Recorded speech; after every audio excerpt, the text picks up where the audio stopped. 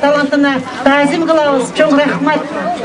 Биздин ушул Нарын жергесине келип, өзүңдүн талантыңды татуулап биздин элибиз менен биздин элибизге иштегениңиз үчүн, калыстар тобунда иштегениңиз үчүн, сизге активдүү катышканыңыз үчүн Ыйгар Мукты өкүл Аманбай Кайымовдун атынан ыраазычылыкка.